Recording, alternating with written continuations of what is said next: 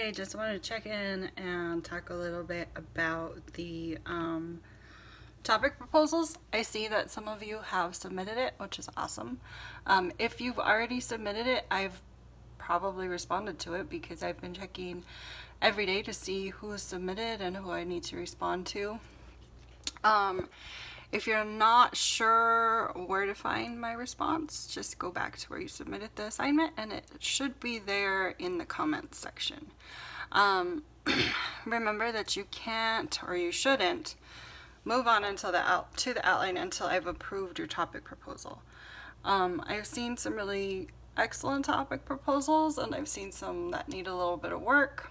My biggest concern is that some of you aren't really wanting to write about a narrative. I've mentioned in the first video for this week that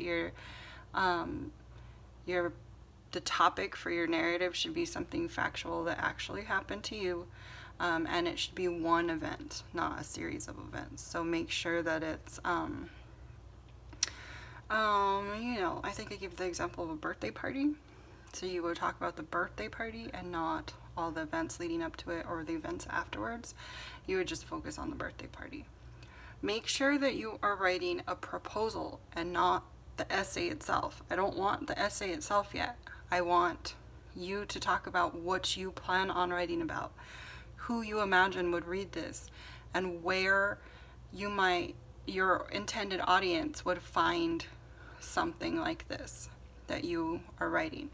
And the more specific that you can be, the better, because the more specific you are, the better you will be able to plan your writing as far as tone and word choice and all those different aspects that are going to affect how and why you're writing this essay.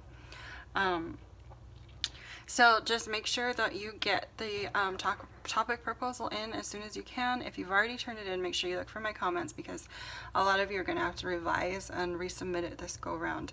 Make sure that you are following the formatting guidelines and the course policies. I've gotten a couple that aren't double spaced. I got some reader responses that didn't have names or dates on them.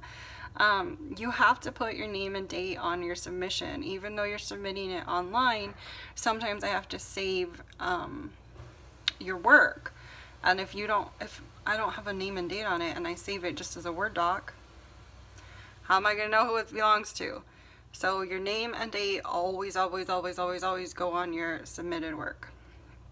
I had talked to another student early in the week about discussion postings, and my recommendation is if you are worried about the part where you need to proofread and make sure that you're using correct grammar and spelling, write it out in Word, and that way you have more time to kind of work on it, and then copy and paste it into the discussion.